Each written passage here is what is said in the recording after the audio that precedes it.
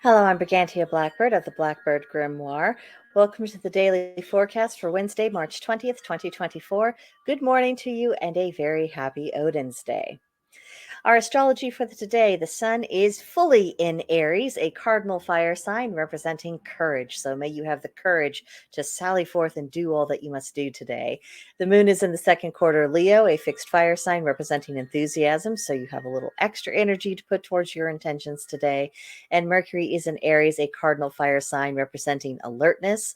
Venus is in Pisces, a mutable water sign representing compassion. Mars is in Aquarius, a fixed air sign representing staid energy. Jupiter is in Taurus, a fixed earth sign representing practicality. Saturn is in Pisces, a mutable water sign representing nostalgia. Uranus is in Taurus, a fixed earth sign representing renovation. Neptune is in Pisces, a mutable water sign representing the imagination. And Pluto is in Aquarius, a fixed air sign representing reformation. Moon phase, waxing gibbous. Cultivate your intentions. Work towards manifestation. Those are the watchwords until we get up to the full moon. The moon is in Leo, so lead, perform, celebrate, have fun. Use all of that extroverted energy to your advantage. But what you should not do is get bogged down in dreary details. You should not indulge your vanity or get stuck in dull and colorless environments. So if you work amongst sad beige people, find some sort of color break you can take so you aren't, feeling overly impressed by that kind of place or those kind of people. So it's the day of Mercury, and Mercury is a planet that governs communication, technology, and travel. And we have that double whammy of Aries energy of the sun and the planet Mercury, and that is boldly propelling us into the next chapter of the year. So set aside the old, forge your new. Don't wallow in your emotions too much today. Just get on with the work. Do the things. This is the perfect moment for it. You're not going to have access to greater external energy for quite some time. Use it.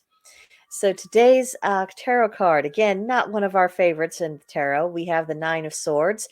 The number 9 represents the third and final stage of completion.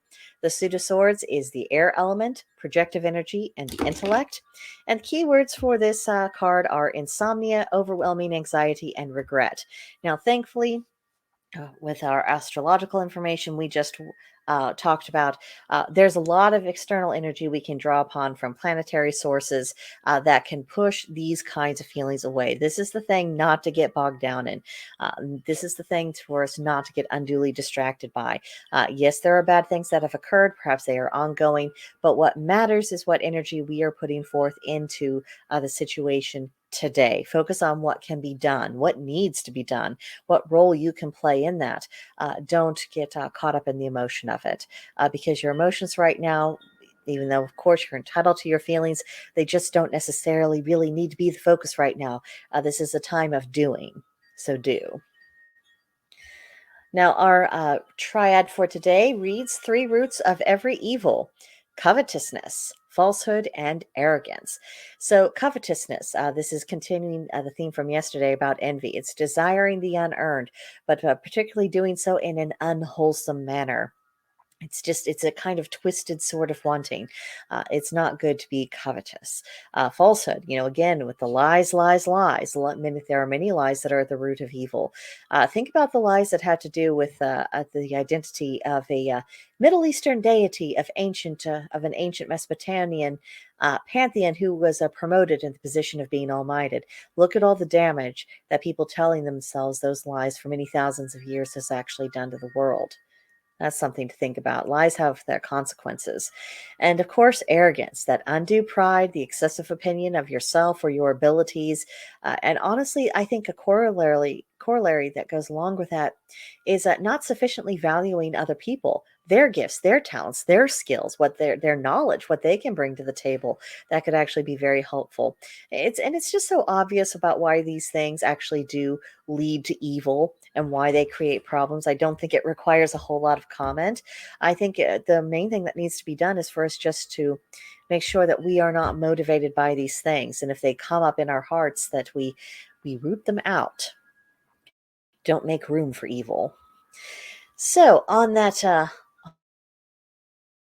intention is guidance.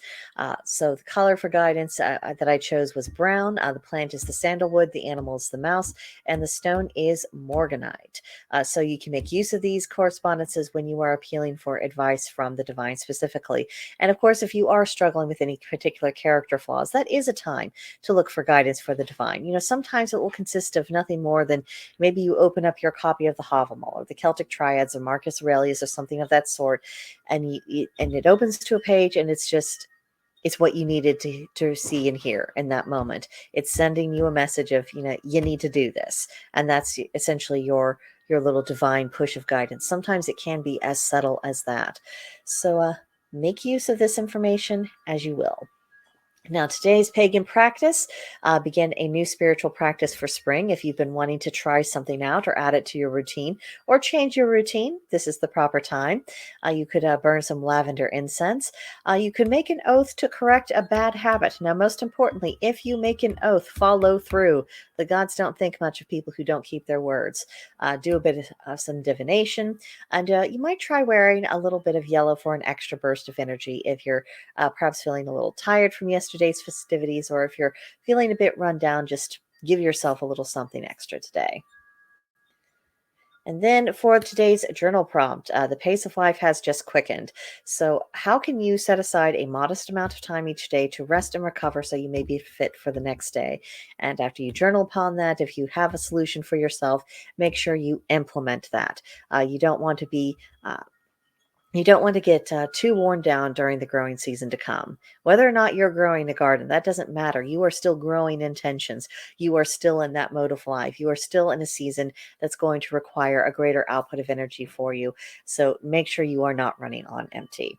And that does it for today. Leave me your own thoughts in the comments below, or email me at brigantiablackbird@protonmail.com, and I'll see you guys next time. Bye-bye.